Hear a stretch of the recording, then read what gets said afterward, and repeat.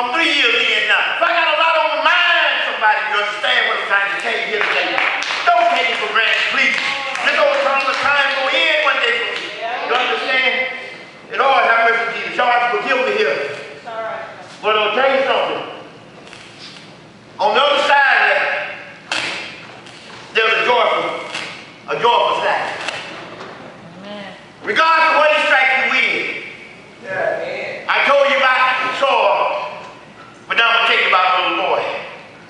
See, there was a little boy, had a good relationship with his father in this old town. And he was wanting to be a man one day. All right. And by him wanting to be a man, he was wanting to do the manly type things. This was during a time when we didn't have no vehicles. All right. They didn't have no form of transportation. And only the rich and the wealthy had horses and buggies. But everybody had to live and they had marketplaces. And every year you have to go to market to get what you have to make it through the winters. And this man, he would make a 5-day journey every year. And see, the reason I'm telling you this, I told you there's another side of the story in this old tunnel of time. See, regardless of what Satan throw at you, regardless of how he knocked you down, like he knocked down Saul before he became Paul. You see, this story with the little boy is kind of in the opposite of that. Even though Ananias went and restored Saul his sight, but the little boy is going to let you know what kind of faith Saul had to have when his sight was restored, and the kind of faith I got to have, the kind of faith you got to have. Lord, have mercy, because it is the light of mine. He said, I'm going to let it shine. He said, everywhere there's glory. He said, you're like a city that shines on a hill. Amen. Amen. All of us got the light. And Jesus is the light of the world. Amen. Amen. And the spirit of time. In this old tunnel, you see.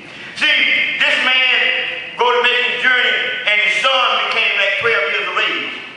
And the little boy went to his dad and said, Father, he said, I want to go with you this year. He said, you've been taking me everywhere with you. He said, but I want to go with you on this journey.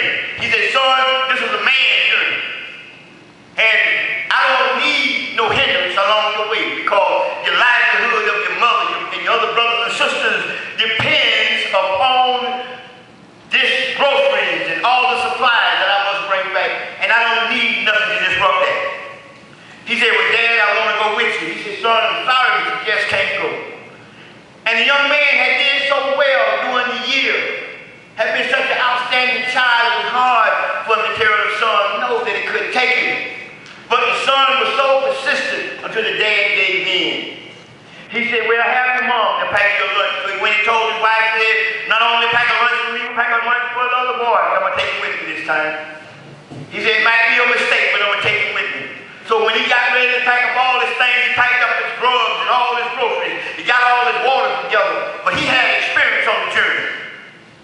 See, sometimes some of us have experiences. That's why the strong are the bad permutations of the weak.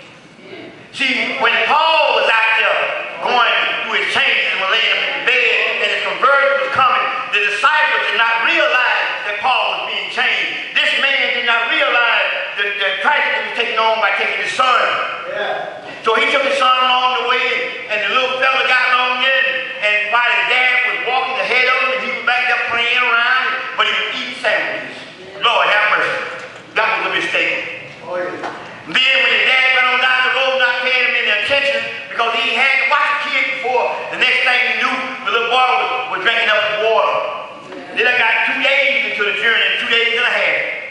See, when Saul laying there, had the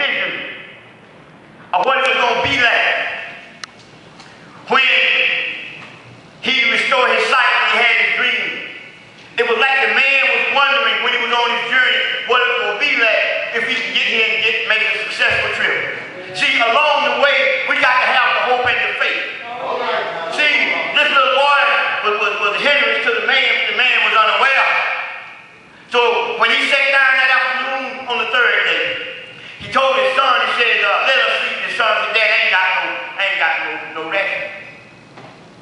He said, what? He said, I ain't got no more food. He said, well, what about the water? He said, Daddy, I drank the water yesterday. He said, well, son, I got a couple more days to go. He said, and it's still too far. And I ain't got enough to take me and you both there and make it back even to this point. He said, what I'm going to have to do, I'm going to have to leave you here.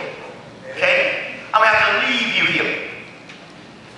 So now, he said, now, son, in this part of the woods, there's not very many people live out here. He said, there's wild animals out here. He said, well, the animals are afraid of fire. He said, what I'm going to do, I'm going to leave you a lamp. He said, I'm going to light this lamp.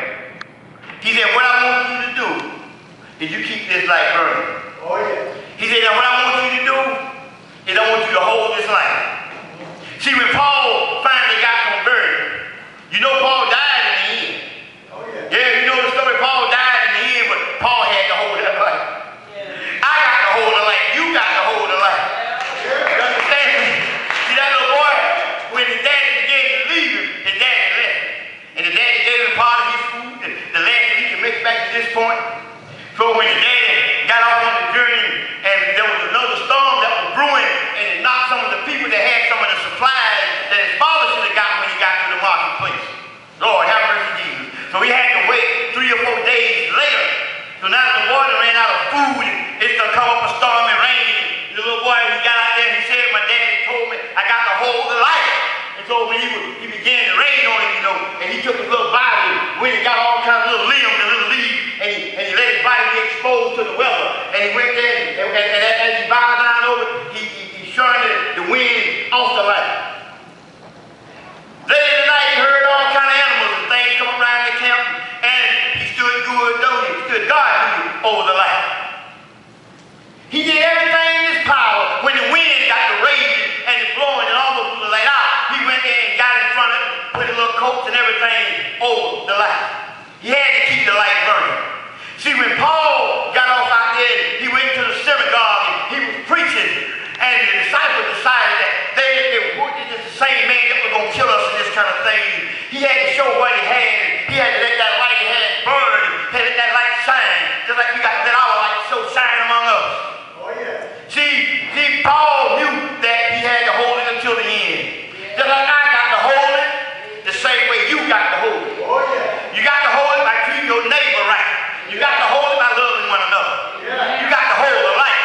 Yeah. See, when the little boy looked down the road, he was looking for somebody. His dad should have been back by now. So he go out and he'll look down the road. He finally sees somebody coming down the road. He say, well, that might be there. See, you be expecting someone to come. But you got to hold out. You got to hold out. See, in our days and times, we got to hold out. When we can't go out here and get a job, when we can't get contracts, we got to hold out. We got to hold the light. Just like the little boy. Sometimes we got to take off our shoes sometimes. Sometimes we got to give up something just to hold the light. Sometimes it may hurt us, but we got to hold the light. We got to hold it. We got to hold that light.